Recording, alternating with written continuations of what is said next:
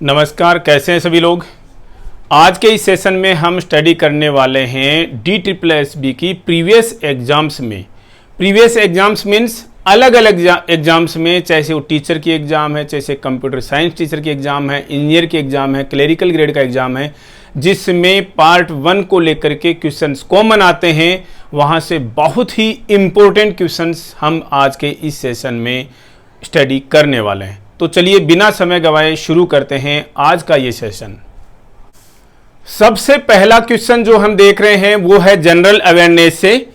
Which of the following pair of sports person and sports is correct, यानी कि इनमें से कौन सा पेयर ऐसा है जो कि एक नाम स्पोर्ट्स पर्सन का दे रखा है और दूसरा नाम स्पोर्ट्स का दे रखा है, यानी उस स्पोर्ट्स पर्सन से रिलेटेड स्पोर्ट्स का है, और वो क्या सही है क्या, ये आपसे जानना चाहा है यहां पर इस क्वेश्चन में। तो पहली स्टेटमेंट देखिए आप, यहां पर क्या लिखा हुआ है, रॉरी मैकिलरॉय, और इसका रिलेशन लिखा है गोल्फ से। तो हम कुछ जानकारी स्टडी कर लेते हैं इस रॉरी मैकिलरॉय के बारे में कि कौन है ये।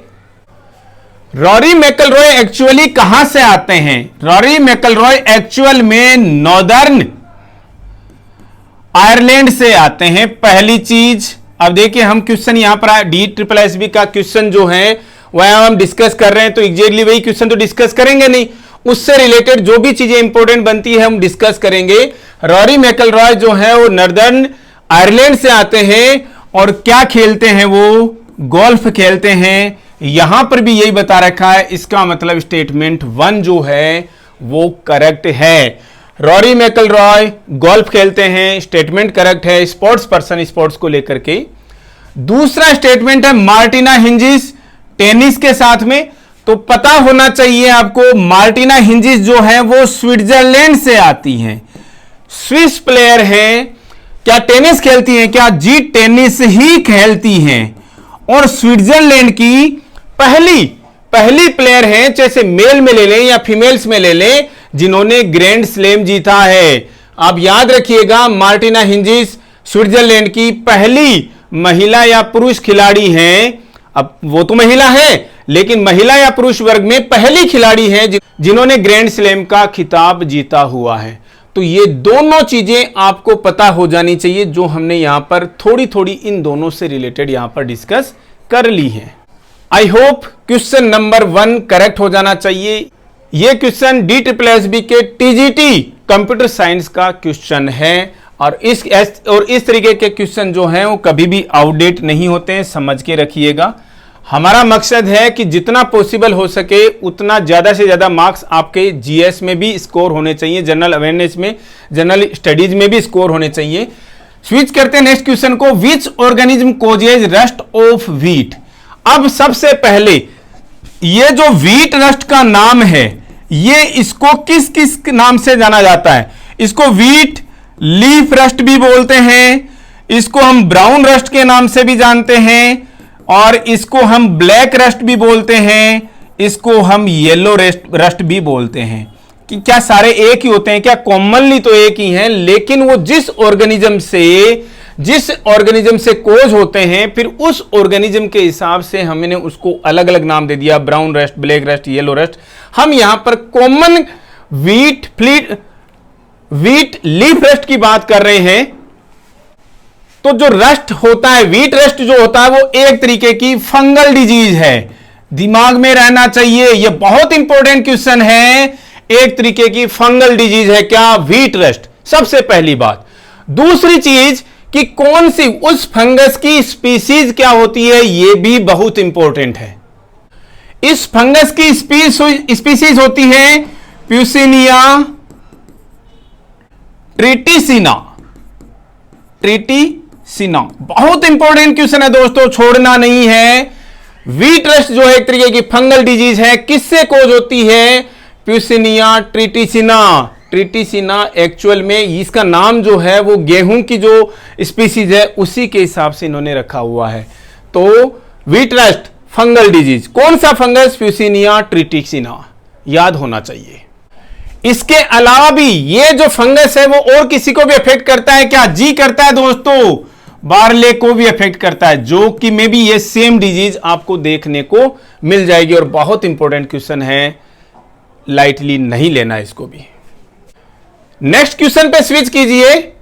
विच organisation releases the world economic outlook report? सबसे पहले बहुत इंपॉर्टेंट क्वेश्चन है, डिस्कस करेंगे इसको हम। World economic outlook, WEO, world economic outlook. Actually ये एक तरीके का सर्वे है जो कि एक साल के अंदर 2 बार किया जाता है। एक साल के अंदर ट्वाइस, यानी 2 बार किया जाता है। पहली चीज दिमाग में रखना, वर्ल्ड इकोनॉमिक आउटलुक, तो उसकी सर्वे की जो रिपोर्ट है उसी को बोल दिया वर्ल्ड इकोनॉमिक आउटलुक रिपोर्ट। अब ये सर्वे करता कौन है, ये भी सबसे इंपॉर्टेंट है, IMF। हमने पहले भी डिस्कस किया है IMF के बारे में। ये क्या होता है भाई, नोट कीजिएगा, international monetary fund. International monetary fund actual में एक तरीके से यूनाइटेड नेशन का ही ऑर्गेनाइजेशन है। कौन? IMF। आप सुनते होंगे न्यूज में, अखबारों में देखते होंगे कि अब की बार पाकिस्तान को वो ग्रे लिस्ट में डाल दिया है, ऐसे कर दिया है, पाकिस्तान की हालत खराब है, उसकी इकोनॉमी की हालत खराब है। ये सर्वे कौन करता है? International monetary fund. और इसके हिसाब से पता लगता है कि भैया इस देश की हालत खराब है, उसको कोई कर्जा दे सकता है या नहीं दे सकता। सबसे पहली चीज, वर्ल्ड इकोनॉमिक आउटलुक रिपोर्ट जो है कौन ऑर्गेनाइजेशन रिलीज करता है? इंटरनेशनल मॉनेटरी फंड, UN, जो कि एक यूनाइटेड नेशंस का ही ऑर्गेनाइजेशन है। आंसर करेक्ट है IMF। थोड़ी सी बातें और यहां पर हम डिस्कस कर लेते हैं IMF के बारे में। IMF इस वर्ल्ड इकोनॉमिक आउटलुक में जो रिपोर्ट देता है उसमें बताता क्या है? ये वर्ल्ड की इकोनॉमी के बारे में डिस्कस करता है। वर्ल्ड की इकोनॉमी की जो डिटेल्ड रिपोर्ट है वो इसके अंदर आती है, WEO के अंदर। दूसरी बात, IMF जो है वो अब एक्चुअली एक तरीके का ऑर्गेनाइजेशन है, UN का ऑर्गेनाइजेशन है, तो इसका कोई ना कोई हेडक्वार्टर है। और कहां पर है भाई इसका हेडक्वार्टर? इसका हेडक्वार्टर है वाशिंगटन DC में इसका हेडक्वार्टर है। समझिएगा, याद रखना, बहुत इंपॉर्टेंट चीज है। IMF कोई हल्का ऑर्गेनाइजेशन नहीं है, वर्ल्ड के लेवल पर, इंटरनेशनल लेवल पर बहुत इंपॉर्टेंट ऑर्गेनाइजेशन है UN का IMF। और कहां पर है इसका हेडक्वार्टर? वॉशिंगटन DC में इसका हेडक्वार्टर है। हमने थोड़ा सा डिस्कस किया भी था इन सब के बारे में UN पढ़ते समय। कब बना ये बना 27 दिसंबर 1945 को। इसके मेंबर्स कौन कौन है भाई? इसके मेंबर्स हैं, UN के जितने मेंबर्स हैं वो सारे के सारे मेंबर्स हैं। 189 प्लस एक कंट्री और इसका मेंबर है, तो टोटल 190 मेंबर्स हैं। इसके टोटल 190 मेंबर नेशंस हैं, जो कि IMF का एक तरीके से हिस्सा है, पार्ट है, इसके मेंबर्स हैं। आपसे किसी ने पूछ लिया IMF का पेरेंट ऑर्गेनाइजेशन, तो कंफ्यूज नहीं होना है, यूनाइटेड नेशंस। क्लियर है? अब इसके दो चीजों के, अब इसका एक जो डेप्यूटी, अब जो इसका MD है, मैनेजिंग डायरेक्टर है, एक तो आपको उसके बारे में पता होना चाहिए, एक इसके डेप्यूटी MD के बारे में पता होना चाहिए। इसके डेप्यूटी MD बहुत सारे होते हैं, तो फर्स्ट डेप्यूटी MD बहुत ज्यादा इंपॉर्टेंट है क्योंकि वो इंडिया से आती है। और कौन है? गीता गोपीनाथ। गीता गोपीनाथ बेसिकली कोलकाता से हैं, अब वैसे इंडो अमेरिकन है, अमेरिका की सिटीजनशिप है उनके पास में। लेकिन याद रखना आपको, इसकी फर्स्ट डेप्यूटी MD, फर्स्ट का मतलब आप ये मत समझना कि पहली बार बनी है, जी नहीं, इसके बहुत सारे डेप्यूटी MD जो हैं, लेकिन उनमें भी सबसे टॉप पोजीशन पे कार्डर के हिसाब से या पोजीशन के हिसाब से फर्स्ट डेप्यूटी MD कौन है? गीता गोपीनाथ है फिलहाल। तो MD कौन है? इसके MD है Kristalina Georgieva. Kristalina Georgieva, spelling देख लेना भाई। IMF के MD कौन है फिलहाल? Kristalina Georgieva. देख लीजिएगा, मुझे तो फीमेल नजर आ रही है भाई। ये फर्स्ट डेप्यूटी एमडी कौन है? गीता गोपीनाथ है, इंडो अमेरिकन है, फिलहाल अमेरिका की सिटीजनशिप है, लेकिन कोलकाता से ये आती है। आई होप WEO से रिलेटेड इस तरीके का कोई क्वेश्चन आ गया तो आप आराम से एग्जाम के अंदर अटेम्प्ट करके आ सकते हो। नेक्स्ट क्वेश्चन बहुत इंपॉर्टेंट क्वेश्चन है। क्या बोलता है? Which of the following regarding earthquake is correct? Earthquake के बारे में करेक्ट स्टेटमेंट कौन सा है? P waves longitudinal, S waves transverse. अब हम दो चार चीजें हम अर्थक्वेक के बारे में पढ़ने वाले हैं। अर्थक्वेक, भूकंप जिसको आप हिंदी में बोलते हो, सब पहचानते हैं। बेसिकली हम कुछ चीजें बताएंगे। ये वेव्स क्या चीज है जो आप ECG में पढ़ रहे थे, P waves, QRS waves, T waves, U waves, यहां पर भी आ गई क्या? जी नहीं, इसकी 3 तरीके की वेव्स होती हैं अर्थक्वेक की। किस किस तरीके की? एक होती है P वेव, दूसरी होती है S वेव, तीसरी होती है सरफेस वेव्स। सबसे पहले तो ये चीजें आपको पता होनी चाहिए। जब भी अर्थक्वेक आता है तो 3 तरीके की वेव्स रिलीज होती हैं, P, S और सरफेस वेव्स। P का मतलब P कहां से आया? ये P आया प्राइमरी से, P for primary, S for secondary, और ये सरफेस तो है ही है। सबसे पहली बात, कुछ प्राइमरी वेव्स हैं, कुछ सेकेंडरी वेव्स, और एक एक पॉइंट नोट कीजिएगा। हम उतना ही बताएंगे जितना एग्जाम्स की दृष्टि से इंपॉर्टेंट है। कुछ प्राइमरी वेव्स हैं जिन्हें P वेव्स बोलते हैं, कुछ सेकेंडरी वेव्स हैं जिन्हें S वेव्स बोलते हैं, तीसरे तरीके की वेव जो है वो सरफेस वेव्स होती हैं। यहां पर P और S वेव जो है वो बहुत ही इंपॉर्टेंट पॉइंट्स हैं। अब सबसे पहला पॉइंट इसमें नोट कीजिएगा, जब भी अर्थक्वेक आता है तो अर्थक्वेक में एनर्जी रिलीज होती है, और वो एनर्जी जिन वेव्स के रूप में रिलीज होती है उन्हें हम क्या कहते हैं भाई? Seismic waves. क्या कहते हैं? Seismic waves. और ये सीज्मिक वेव्स ही जो हैं वो कितने प्रकार की होती हैं? 3 प्रकार की होती हैं। यानी अर्थक्वेक की वेव्स को क्या बोलते हैं? सीज्मिक वेव्स बोलते हैं। इसीलिए अर्थक्वेक को जिस इंस्ट्रूमेंट से मापा जाता है उसको हम क्या बोलते हैं भाई? सिज्मोग्राफ। क्या बोलते हैं भाई? सिज्मोग्राफ। याद रख लीजिएगा, सिज्मोग्राफ। सिज्मिक वेव्स को, अर्थक्वेक को जिस इंस्ट्रूमेंट से मापा जाता है, स्केल किया जाता है, उसे हम बोलते हैं सिज्मोग्राफ। इसमें जो वेव्स निकलती उन्हें बोलते हैं सिज्मिक वेव्स। कितने तरीके की? 3 तरीके की, P, S और सरफेस वेव्स। 2 चीजें हो गई। सिज्मोग्राफ जो है वो किस स्केल पर? रिक्टर स्केल पर बताता है इसका मैग्नीट्यूड। रिक्टर स्केल पढ़ते हैं ना कि 3.4 रिक्टर स्केल का दिल्ली के अंदर भूकंप आया, जिस भूकंप का केंद्र जो है वो हिंदू कुश में था, शायद अफगानिस्तान में। ठीक है, तो ये चीज आपका पता होनी चाहिए। रिक्टर स्केल पर इसके मैग्नीट्यूड को मापा जाता है सिज्मोग्राफ के द्वारा। ये नाम ठीक इसकी सिज्मिक वेव से आया, क्योंकि अर्थक्वेक के अंदर जो वेव्स जनरेट होती हैं, रिलीज होती हैं, उन्हें हम सिज्मिक वेव्स बोलते हैं, जो कि 3 तरीके की होती हैं। यहां तक सबको समझ में आ गया होगा। वेव जो ठीक उसी तरीके की होती है जब हम तालाब में कोई पत्थर मार देते हैं और जहां पत्थर जाकर गिरता है उसके चारों तरफ में इस तरीके से वेव्स जो हैं वो जनरेट होती हैं। सबने एक्सपीरियंस किया होगा अपनी लाइफ में।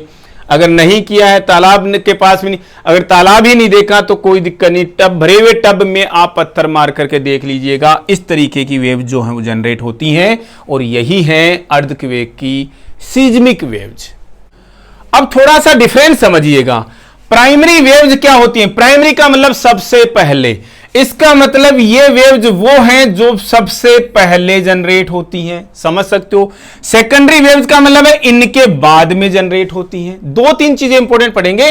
प्राइमरी वेव जो है सबसे पहले जनरेट होती है, सेकेंडरी वेव जो है उसके बाद में जनरेट होती हैं। प्राइमरी वेव्स जो है वो कैसे ट्रेवल करती हैं? लीनियर होती हैं। और कैसी होती हैं भाई? लॉन्गिट्यूडिनल होती हैं। लॉन्गिट्यूडिनल ट्रेवल करती हैं ये वेव्स। और सेकेंडरी वेव्स कैसे ट्रेवल करती हैं भाई? ट्रांसवर्स डायरेक्शन में, ट्रांसवर्स डायरेक्शन में ट्रेवल करती हैं इस तरीके से। तो समझिएगा, ये फर्स्ट वेव प्राइमरी वेव जो है वो लॉन्गिट्यूडिनल वे में लॉन्गिट्यूडिनल तरीके से ट्रेवल करती हैं या निकलती हैं, रिलीज होती हैं, जबकि ये 90 डिग्री के एंगल पे, सेकेंडरी वेव जो है वो 90 डिग्री के एंगल पर रिलीज होती हैं। एक और इंपॉर्टेंट चीज दिमाग में रख सकते हो आप, पी वेव जो है वो तीनों मीडियम यानी सॉलिड, लिक्विड एंड गैस तीनों मीडियम में ट्रेवल कर सकती हैं, जबकि एस वेव जो हैं वो केवल और केवल सॉलिड में ही ट्रेवल करती हैं। ये 3-4 पॉइंट्स जो है आपको अच्छे से पता होने चाहिए। तो क्वेश्चन आपसे क्या पूछा था, which of the following regarding earthquake is correct? P waves longitudinal होती हैं क्या? जी, पी वेव्स लॉन्गिट्यूडिनल होती हैं तो करेक्ट है। एस वेव्स ट्रांसवर्स होती हैं क्या? जी, ट्रांसवर्स ही होती हैं। दोनों की दोनों स्टेटमेंट ही जो है वो क्या है, करेक्ट है। बार बार पढ़ करके देखिएगा, बहुत इंपॉर्टेंट क्वेश्चन है। एक और बहुत इंपॉर्टेंट क्वेश्चन है, which base is found in window cleaner? Window cleaner में जो विंडो क्लीनर जो होता है वो एक्चुअल में अमोनिया से बनाया जाता है। अमोनिया का जो एक्वस सॉल्यूशन तैयार किया जाता है, जिससे क्या बन जाता है भाई, NH4OH, जिसे हम क्या बोलते हैं, अमोनियम हाइड्रोक्साइड। ये जनरल साइंस के क्वेश्चन से हैं और अच्छे से आपको पता होने चाहिए। अमोनियम हाइड्रोक्साइड ही होता है किसके अंदर, विंडो क्लीनर के अंदर। किसका एक्वस सॉल्यूशन है, अमोनिया का एक्वस सॉल्यूशन होता है, यह भी आपको पता होना चाहिए। नेचर में यह कैसा होता है, एक्वस सॉल्यूशन कैसा होता है भाई, अल्केलाइन। ये नेचर के अंदर कैसा होता है, अल्केलाइन होता है, यानी कि बेस होता है। हर तरीके से इस क्वेश्चन को आपको पूछा जा सकता है। तो कौन सा बेस यहां पर लिख भी दिया इन्होंने, कौन सा बेस है विंडो क्लीनर में, अमोनियम हाइड्रोक्साइड। इस विंडो क्लीनर को और कहीं पर भी, इस अमोनियम हाइड्रोक्साइड को और कहीं पर भी यूज करते हैं क्या? जी करते हैं, पानी के ट्रीटमेंट में भी यूज करते हैं। और इसके अलावा हेयर, बालों के लिए जो डाई बनाई जाती है उनके अंदर भी यूज किया जाता है। एडवर्टाइजमेंट देखते हो ना, अमोनिया रहित, इस डाई के अंदर अमोनिया नहीं है, ये कह करके वो बेचते हैं, जबकि एक्चुअल में तो होता ही होगा, पता नहीं है। एक क्वेश्चन देखिएगा दोस्तों, अरिथमेटिक एबिलिटी का बहुत बेसिक क्वेश्चन है। What is the value of 15 into 15 into 15 plus 64 plus 3 into 60 into 19? कैसे करना है भाई इस क्वेश्चन को? ऑब्वियस सी बात है, मल्टीप्लाई करना ही पड़ेगा, जोड़ बाकी इसमें करना ही पड़ेगा। लेकिन सबसे पहले क्या करते हैं भाई, 15 पता है, इसलिए मैंने पहले भी बोला था लगभग 20 तक आप क्यूब्स को याद कर लीजिए। 15 का क्यूब आपको पता होना चाहिए। बोर्ड मास के हिसाब से हम सबसे पहले यहां पर दो ही साइंस दिखा रखे हैं, एक प्लस का है और एक मल्टीप्लाई का है। तो सबसे पहले मल्टीप्लाई करते हैं। यहां पर भी मल्टीप्लाई का है तो यहां पर भी हम मल्टीप्लाई करने का काम करेंगे। जो वैल्यूज आएंगी तीनों को जोड़ देंगे। देखो यहां पर मान लीजिए x की वैल्यू आ गई, x प्लस 64 प्लस यहां पर y की वैल्यू आ गई, तीनों को जोड़ दीजिएगा, जो वैल्यू आएगी वही इसका आंसर होगा। आप बोलोगे कि साहब ये बहुत लेंथी क्वेश्चन है। जी नहीं है, 15 का क्यूब आपको ऑलरेडी पता होना चाहिए। इसको मल्टीप्लाई करने जाओगे तो कैसे करोगे? 19 की टेबल आपको आती होगी तो डायरेक्टली या तो 6 से मल्टीप्लाई करना या फिर 3 से मल्टीप्लाई करना, तो ऑटोमेटिकली आपके लिए क्वेश्चन बहुत ही ज्यादा इजी हो जाएगा। क्लियर है? क्वेश्चन को सॉल्व करके देखिएगा।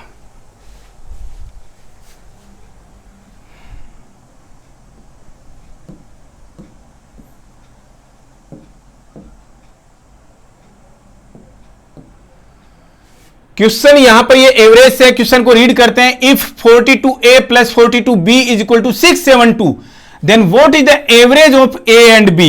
एवरेज दोस्तों अभी हम पढ़ेंगे, लेकिन कोई दिक्कत नहीं, उससे पहले भी हम ये बेसिक क्वेश्चन है सॉल्व कर सकते हैं। क्या बोल रखा है इन्होंने, क्या इक्वेशन दे रखा? 42a plus 42b is equal to 672। ठीक है, एवरेज निकालने के लिए आप क्या करते हो साहब, जितने भी मद आपको, जितने भी प्रोडक्ट्स दे रखे हैं, मान लीजिए ए बी सी, तो यहां पर आपको दो चीजें दे रखी हैं। किस किस का एवरेज पूछ रहा है? ए एंड बी का। ए एंड बी का दो चीजें दे रखी है, तो उन दोनों चीजों को जोड़ दीजिए और 2 से डिवाइड कर दीजिए, वो उनका एवरेज आ जाएगा। यहां पर अगर सी बी दिया होता तो 3 चीजें हो जाती, उनको 3 से डिवाइड कर देते उसका एवरेज आ जाता। अब आप क्या पता कर सकते हो, हमारे पास में ए और बी की वैल्यू तो यहां पर आना बहुत मुश्किल है, तो हम क्या कर सकते हैं, हमें तो ए प्लस बी की वैल्यू चाहिए, तो आ सकती है क्या, जी आ सकती है। 42 दोनों में कॉमन है, 42 हमने कॉमन लिया, ए आ गया प्लस बी आ गया इज इक्वल टू 672। कहीं कोई दिक्कत है क्या, ए प्लस बी की वैल्यू क्या हो गई भाई 672, 42 इधर आकर के डिवाइड करेगा, लगता है दोनों नंबर 21 से डिवाइड हो रही हैं, जी हो रही है क्या, 21 63, 4 बच रहा है, 21 दूना 42, 21 दूना 42, कितना आया भाई 16 आ गया है। 42 से भी डायरेक्ट डिवाइड हो रही थी, हमें भी नहीं आ रहा था भैया उसकी टेबल। मतलब a प्लस बी की वैल्यू आपके पास में 16 आ गई। आपको वैल्यू किसकी चाहिए, इसका एवरेज निकालना, तो एवरेज बोलते हैं a प्लस बी अपॉन 2 को, तो a प्लस बी की वैल्यू तो आपके पास में 16 है, 2 से डिवाइड कर दीजिए 8 आ जाएगा। आंसर है क्या, जी है। ऐसे क्वेश्चंस बहुत इजी क्वेश्चंस हैं, चूंकि GSSB का नोटिफिकेशन कभी भी आ सकता है, एग्जाम कभी भी आ सकता है, हम टॉपिक वाइज चलते जाएंगे, लेकिन स्टिल आप लोगों की प्रैक्टिस करानी जरूरी है, बीच बीच में से क्वेश्चन उठाने जरूरी हैं, ताकि आप लोगों का रिदम भी बना रहे और ऐसे क्वेश्चन जो बीच में आते हैं और एकदम बेसिक क्वेश्चन हैं, आपकी भी प्रैक्टिस उनको लेकर के होनी चाहिए। बहुत इंपॉर्टेंट क्वेश्चन है दोस्तों, देखिएगा एक बार। Perimeter of a rectangle is 110 centimetre. Rectangle का पेरीमीटर दे रखा है 110 सेंटीमीटर, कोई दिक्कत नहीं। इसकी लेंथ और ब्रेड्थ में डिफरेंस भी दे रखा है कितना, 5 सेंटीमीटर का। फिर बताया कि if the area of rectangle is equal to area of equilateral triangle, क्या बता रखा है कि रेक्टेंगल का एरिया, इसी रेक्टेंगल का एरिया किसी इक्विलेटरल ट्राइंगल के बराबर है, तो इस इक्विलेटरल ट्राइंगल की साइड्स क्या होंगी। सबसे पहली चीज नोट कर लीजिएगा कि रेक्टेंगल क्या होता है, ये रेक्टेंगल होता है जिसकी आमने सामने की साइड्स बराबर हैं। इक्विलेटरल ट्राइंगल का मतलब क्या होता है भाई, तीनों की तीनों साइड्स जो हैं वो इक्वल हैं, समझिएगा। अब दोनों के बारे में चीजें हम स्टडी करने वाले हैं, और क्या करने वाले हैं भाई, यहां पर 2 चीजें हम बेसिकली बता देते हैं आपको रफ में, जो चीजें जरूरत पड़ती जाएंगे उनको काम में लेते जाएंगे। ये रेक्टेंगल है, पेरीमीटर का नाम आया एक बार। किसी भी रेक्टेंगल के पेरीमीटर का मतलब क्या होता है, यहां से शुरू हुए यहां तक चले, यहां तक गए, यहां तक गए, यहां तक आए, मतलब चारों तरफ में हमने चक्कर लगा लिया, जहां से शुरू हुए वहीं पर वापस आ गए, इसी को बोलते हैं पेरीमीटर। जैसे हम सर्किल में बोलते हैं सर्कमफ्रेंस को, तो पेरीमीटर का फॉर्मूला क्या होता है भाई, 2 इंटू लेंथ प्लस ब्रेड्थ। ऐसा ही है ना, देखो 2 बार लेंथ को प्लस कर दीजिए, 2 बार ब्रेड्थ को प्लस कर दीजिए, आ गया हमारे पास में पेरीमीटर। अगर आपको इस इक्विलेटरल ट्राइंगल का पेरीमीटर का फार्मूला निकालना होता, तो मान लीजिए ये ए है, ये ए है, ये भी ए है, तीनों भुजाएं बराबर है ना, तीनों साइड्स बराबर हैं, तो ये कितना हो जाएगा भाई, ए प्लस ए मतलब कितना हो जाता है, 3a हो जाता है। 2 फॉर्मूला तो ये जो काम में आएगा देखेंगे उसको। दूसरी चीज आप डिस्कस की, दूसरी चीज आप यहां पर देखिए, इस रेक्टेंगल का एरिया का फॉर्मूला क्या होता है भाई, किसी भी रेक्टेंगल के एरिया का फॉर्मूला होता है लेंथ इनटू ब्रेड्थ, करेक्ट है। लेकिन इस इक्विलेटरल ट्राइंगल के एरिया का फॉर्मूला क्या होता है, इसका एरिया इज इक्वल टू क्या होता है भाई, √3/4 a²।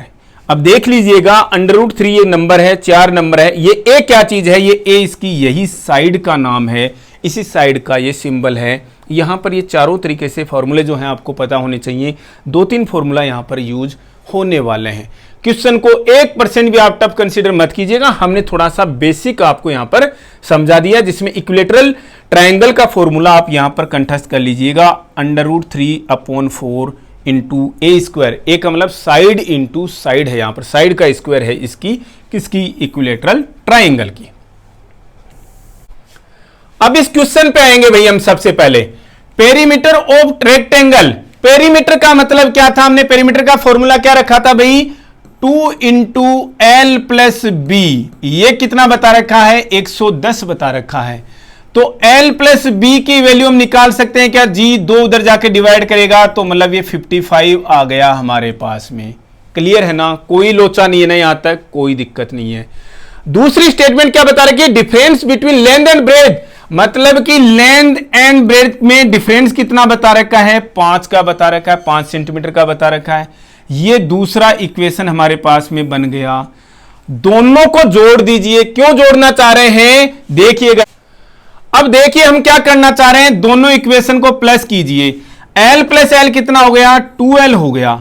B माइनस B क्या हो गया, कट गए B दोनों के दोनों, इज इक्वल टू 55 और 5 कितना हो गया, 60 हो गया। L की वैल्यू हमारे पास में 30 आ गई। तो ब्रेड्थ की वैल्यू क्या हो जाएगी, किसी भी फॉर्मूले में रख दीजिए। इसमें रखोगे L प्लस B वाले में तो रख दीजिए B की वैल्यू, ये इधर जाकर के 30 माइनस हो जाएगा तो 25 आ जाएगा। इससे भी आ जाता क्या, G आ जाता दोस्तों। 30 minus B is equal to 5, minus B is equal to 5 minus 30 और B minus B is equal to minus 25। इसका मतलब बी की वैल्यू 25 आ जाती। ज्यादा दिमाग लगाने की जरूरत ही नहीं है। एल और बी दोनों की वैल्यू हमारे पास में आ गई है। क्वेश्चन कहीं से भी लेंदी नहीं है दोस्तों। आप जब क्वेश्चन को केवल समझिएगा, जब करना होगा तो बहुत ही फास्ट आपके पास में आंसर्स, जो चीजें हैं, जो चीजों की जरूरत है वो आती चली जाएंगी। लेंथ आपको पता लग गई, ब्रेड्थ आपको पता लग गई। अब क्या बोल रहा है ये, अब क्वेश्चन को आप आगे देखिए। रेक्टेंगल का जो एरिया है वो इक्विलेटरल ट्रायंगल के एरिया के बराबर है। रेक्टेंगल का एरिया है क्या आपके पास में, एरिया ऑफ रेक्टेंगल ऐसे लिख दूं तो आपको समझ में आ जाएगा। कितना हो जाएगा, लेंथ इंटू ब्रेड्थ कितना हो जाएगा भाई, 30 गुणा 25, 25 थी 75, 750 सेंटीमीटर स्क्वायर एरिया किसका आ गया, रेक्टेंगल का। और सेम एरिया है किसका, इक्विलेटरल ट्रायंगल का। लिखा है इन्होंने area of rectangle is equal to the area of equilateral triangle. तो इस इक्विलेटरल ट्रायंगल की साइड पूछिए फिर हमें, जो कि तीनों साइड बराबर है, कोई भी एक साइड आप निकाल के बता दीजिएगा। देखिएगा यहां पर इक्विलेटरल ट्रायंगल का एरिया का फार्मूला क्या होता है, √3/4 a square is equal to a square. ये किसका फॉर्मूला है, इक्विलेटरल ट्रायंगल का। और इसकी वैल्यू कितनी है, सेम इतनी है जितना एरिया किसका, रेक्टेंगल का है। हम ये लिख दें, किसी को कोई ऑब्जेक्शन है क्या, नहीं होना चाहिए। 4 को उधर लेकर के चले जाएं, जी ले जाते हैं। √3 square is equal to 750 into 4, 750 को 4 से मल्टीप्लाई करेंगे तो कितना आ जाएगा, 3000 आ जाएगा। लिख देते हैं हम स्पेस बचाने के लिए, किसी को कोई दिक्कत। अब हम क्या चाह रहे हैं, हम चाहते हैं कि भाई ये अंडर रूट यहां से स्क्वायर रूट जो है इसको हटा दें। हटा दें तो क्या करना पड़ेगा, दोनों साइड में स्क्वायर लगाना पड़ेगा। लगा दिया हमने। √3 का स्क्वायर कितना हो जाएगा, 3 हो जाएगा। ए स्क्वायर और उसका भी स्क्वायर मल्टीप्लाई कर दीजिए, ए की पावर 4 हो गई, इज इक्वल टू ये 3000 इंटू 3000। क्यों लिखा हमने, बताते हैं जी इस क्वेश्चन को सोल्व करने के लिए। 3 को उधर लेकर के जाएं तो क्या होगा, डिवाइड करेगा, 1 3000 को क्या कर देगा, 1000 कर देगा। समझ में आ गई अब आपको चीज। ए की पावर 4 का मतलब ये इतना है, तो एक का वैल्यू कितना आ जाएगी, 1000 इंटू 3000 और इसकी पावर 1/4। क्लियर है। अब क्वेश्चन आप यहां पर नोट कीजिएगा। क्वेश्चन का आंसर जो है इनमें से कहीं पर आ रहा है क्या, 5 इस तरीके का क्वेश्चन आंसर नहीं है, इस तरीके का आंसर नहीं है, इस तरीके का आंसर नहीं है, यह आंसर आपको दिख रहा है। इसका मतलब ऐसा नहीं कि आपको सेम यही निकालना था। आप जब ऐसे क्वेश्चंस करोगे तो तुरंत का तुरंत आपका दिमाग काम करेगा। 10 का स्क्वायर 100 होता है, 10 की पावर 4 का मतलब क्या होता है दोस्तों, 10,000 होता है। इसका मतलब यहां से एक जीरो उठा करके क्या करें भाई, इसमें लगा दीजिए और यहां पर केवल 300 रख लीजिए आप केवल। और इसकी 10,000 की पावर 1/4 का मतलब क्या हो गया, 2 बार स्क्वायर निकालना है। इसका मतलब ये इसकी वैल्यू क्या हो गई, 10 आ गई, इंटू 300 की पावर जो है वो 1/4 रह गई। कहीं से भी डिफिकल्ट क्वेश्चन नहीं है, ये बहुत इंपॉर्टेंट क्वेश्चन है। एक ही क्वेश्चन के अंदर आपके 3 से 4 कॉन्सेप्ट जो है वो क्लियर हो रहे हैं। वीडियो को रिवाइज करके देखिएगा, बहुत सिंपल क्वेश्चन है लेकिन उतना ही ज्यादा इंपॉर्टेंट क्वेश्चन भी है ये DSSB के हिसाब से। ये क्वेश्चन हमने पढ़ा हुआ है लेकिन देखेंगे, रिपीट करेंगे इस क्वेश्चन को। P की वैल्यू क्या है, 9A, Q की वैल्यू क्या है, 7A, then P is how much percent more than Q। P और Q की हमें वैल्यूज इसने बता रखी है। अब बोल रहा है P जो है Q से कितना ज्यादा है, P की वैल्यू 9A है, Q की वैल्यू जो है वो 7A है। P Q से ज्यादा है क्या, जी है। P माइनस Q कितना है भाई, 9A माइनस 7A। करने की जरूरत ही नहीं पड़नी चाहिए, ये 2A से ज्यादा है। P कितना ज्यादा है, 2A ज्यादा है। किससे ज्यादा है भाई, Q से ज्यादा, तो उसके उसके रिस्पेक्ट में ही हमें क्या पता करनी है, इसकी वैल्यू कितना ज्यादा है ये पता करनी है। कितनी ज्यादा है, 2a ज्यादा है। किसके रिस्पेक्ट में पूछ रहा है कि भाई p कितना ज्यादा है q से, तो q की वैल्यू क्या है 7a इंटू 100 परसेंटेज में देखेंगे तो ठीक है, a से a तो कट ही गया, कोई दिक्कत नहीं है जी। वैल्यू क्या आएगी भाई इसकी 200 अपॉन 7 आ गया। 200 को 7 से डिवाइड करेंगे तो क्या आएगा भाई, 7 दूनी 14, 6 बच गए 60, 8 7 56, कितना बच गया अभी 4 बच गया, पॉइंट ले लिया हमने अभी, 7 पंजे 35, 5 बच गया अब की बार तो 50। वैसे तो 28.57 आना चाहिए, इसने क्यों लिखा पता नहीं भाई। ठीक है, ये आपका आंसर आ गया। अब आप बोलोगे कि साहब 2a अपॉन आपने 9a क्यों नहीं किया, 9a तो वैल्यू भाई p की है, p ऑलरेडी ज्यादा है 2a से, किसके रिस्पेक्ट में, q से कितना ज्यादा है, तो हमने अपॉन में क्या लिखा, q की वैल्यू लिखी 2a अपॉन 7a इंटू 100, आपका आंसर आ गया।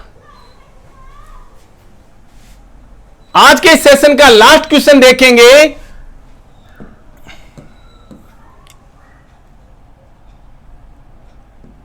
बहुत इंपॉर्टेंट क्वेश्चन है भाई। कॉस्ट प्राइस और सेलिंग प्राइस, किसी वस्तु की कॉस्ट प्राइस और सेलिंग प्राइस का रेशियो दे रखा है 11-16 का।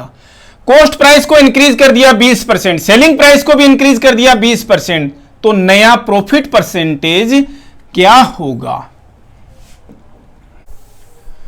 इस क्वेश्चन को हम चाहे जितने तरीके से कर सकते हैं। कॉस्ट प्राइस देखिए, सेलिंग प्राइस देखिए, सेलिंग प्राइस देखिए, कॉस्ट प्राइस क्या दे रखी है भाई 11 दे रखी है। ठीक है, इसको हम 100 के मल्टीपल में देख लें क्या, इसकी कॉस्ट प्राइस को हम देख लेते हैं भाई 110 कर देते हैं, तो सेलिंग प्राइस कितनी है भाई 160 है। हम इसको 11 और 16 भी रख सकते थे क्या, जी रख सकते थे, 11 16 भी रख सकते थे क्या, जी रख सकते थे। आपको जैसा अच्छा लगे वही बेहतर है। जब कभी भी आप परसेंटेज के क्वेश्चन कर रहे हो तो अगर 100 के मल्टीपल में आप उन क्वेश्चंस को करोगे तो उतना ही ज्यादा इजी हो जाएगा। 11-16 का रेशियो है तो हम इसको 110 कर दें और इसको 160 कर दें, किसी को कोई प्रॉब्लम है क्या। रेशियो देखिए वो का वही है, 0 से 0 काट दीजिए, 11-16 का रेशियो है। क्वेश्चंस की प्रैक्टिस करेंगे तो चीजें बेहतर समझ में आएंगी। क्या बोला आपसे, कॉस्ट प्राइस को 20% बढ़ा दिया, मतलब कि 110 का 120% जो हुआ वो इसकी कॉस्ट प्राइस कर दिया आपने। यानी कि किसी भी चीज को 20% बढ़ाएंगे तो 20% बढ़ा करके कितनी वैल्यू कैसे निकालोगे आप, 120% निकाल लीजिए उसका, तो कितना आएगा जी, 12 को 11 से मल्टीप्लाई करोगे तो कितना आएगा भाई 132 आ गया। मतलब नई कॉस्ट प्राइस क्या कर दी, 132 कर दी। पहले 110 कॉस्ट प्राइस थी, अब 132 कर दी। ऐसे ही 160 की जो सेलिंग प्राइस है उसको भी 20% बढ़ा दो, तो 160 का 120% निकाल लीजिए, कितना आएगा भाई, 16 को 12 से मल्टीप्लाई करोगे तो 32, 16 2 9 1, यानी कि 192 रुपए आ गया। ये नई कॉस्ट प्राइस और नई सेलिंग प्राइस आ गई अब आपके पास में।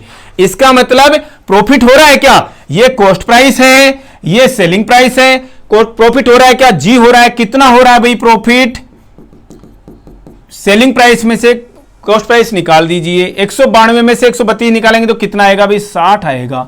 परसेंटेज निकालोगे तो अब परसेंटेज हमेशा कॉस्ट प्राइस पे निकाला जाता है, अपॉन 132 इंटू 100। किसी को कोई ऑब्जेक्शन है क्या, नहीं होना चाहिए। दोनों की दोनों नंबर किससे कट रही है भाई, 30